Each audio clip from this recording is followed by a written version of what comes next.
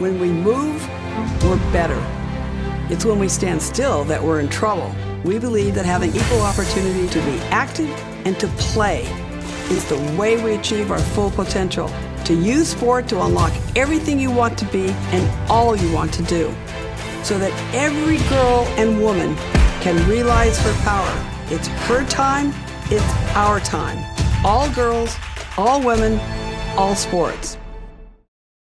Hi everyone, I'm here today with my very good friend, Maria Heskin, who is Director of Marketing and Partnerships at Women's Sports Foundation.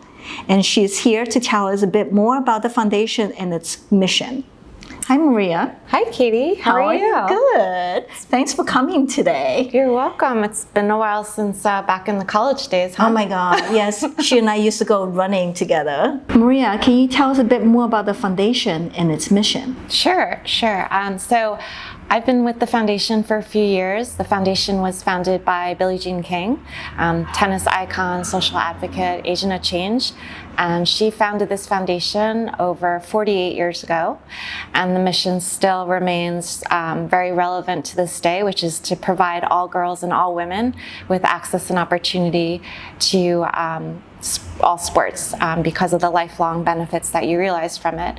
And we really seek to make sure that girls can become the leaders that they have the potential to be, to really unlock all the possibilities through our work in advocacy, community programming, leadership development, and education and research. And so that's a mission that really just drives us every day.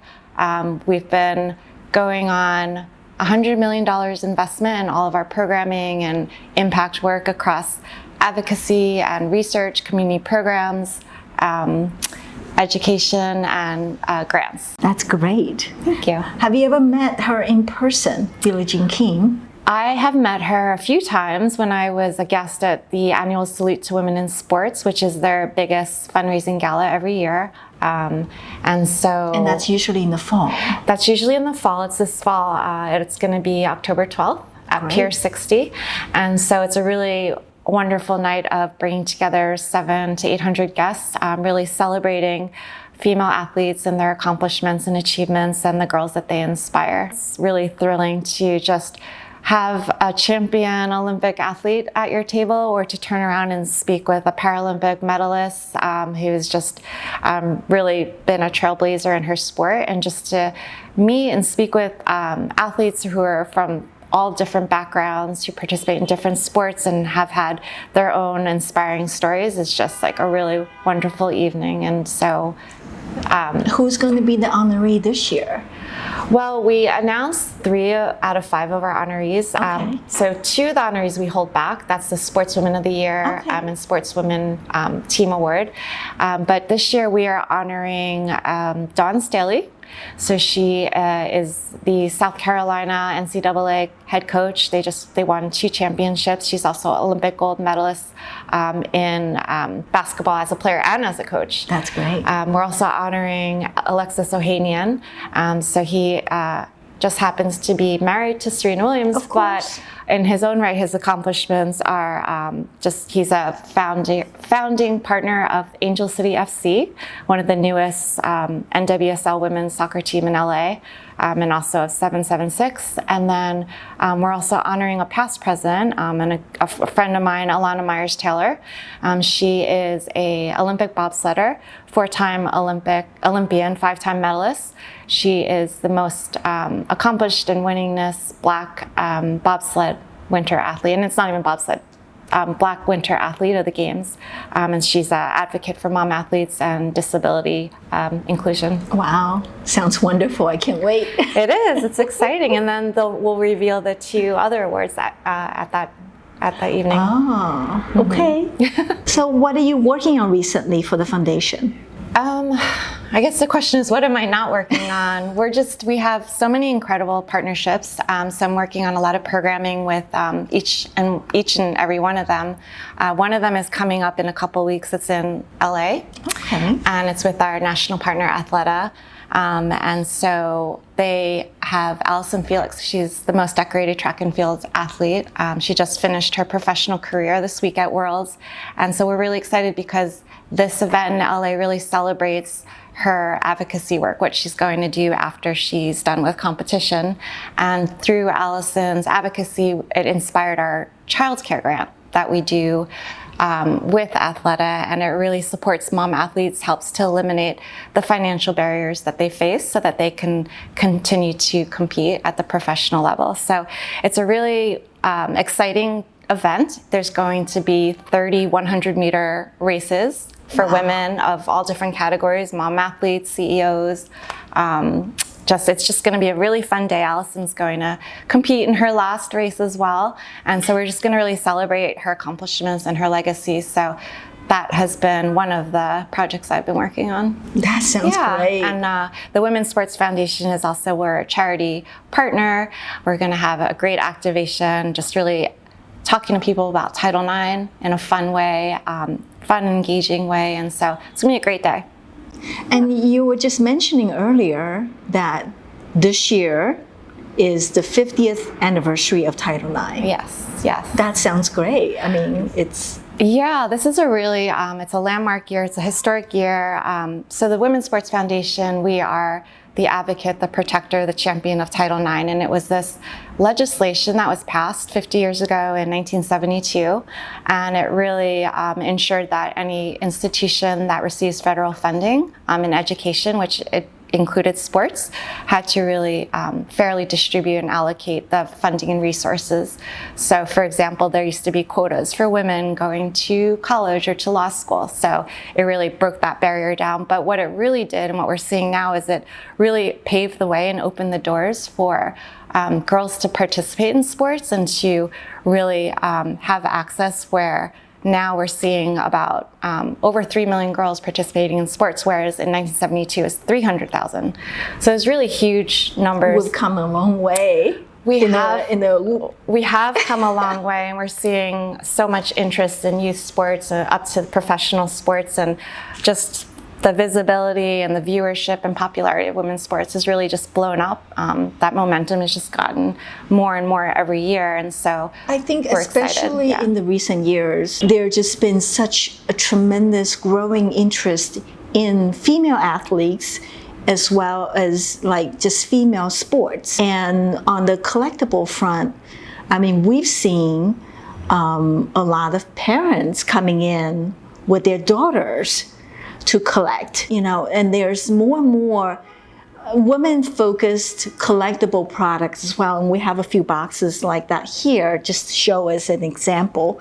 But I think that there's been a tremendous kind of, growing interest, if you will. And I think it's all the years of work, if you will, sort of coming to this moment. Have you seen also on the foundation front of all your events and more people getting involved, and especially younger girls as well? Yeah, it's definitely, there's been an exponential increase in the popularity and interest of women's sports.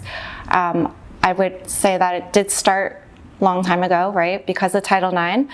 However, just the sheer fact that with the pandemic that happened a few years ago and there was no sports to be seen, no live sports, women's sports was the first to actually come back. So it was the WNBA and the WOBL, and it was the NWSL playing their sports. And everyone who loves sports will watch any sport that's available. So they were watching women's sports. And good sports, great athletes, great athletes, really talented. And what happened was that everyone saw that people were watching it, the viewership was up, the ratings were up, people were really excited, and it's because women's sports was accessible.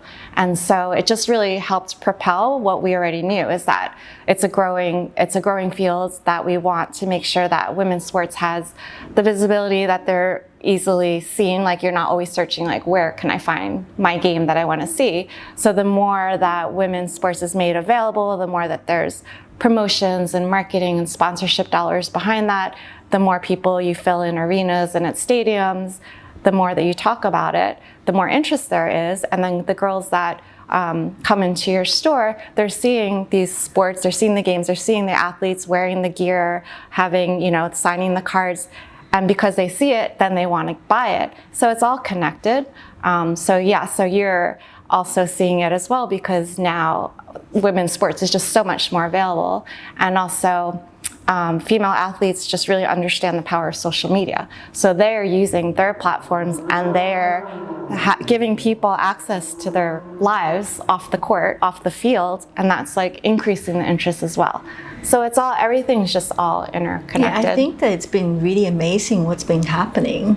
Yeah. But another part is that you're a mom to two active kids who's been very involved in racing, track and fields ever since they were little. What do you see sort of the benefits, if you will, of having kids involved in a younger age, and what you've been through and some of the advice, if you will, that you can give to other parents that maybe want to get their kids more involved? Yeah. So fortunately for us, we were able to have the opportunity for both of my kids to be active in sports and try lacrosse and basketball and soccer and swimming, and eventually they really dedicated their time between soccer and running, and then they went towards the running realm.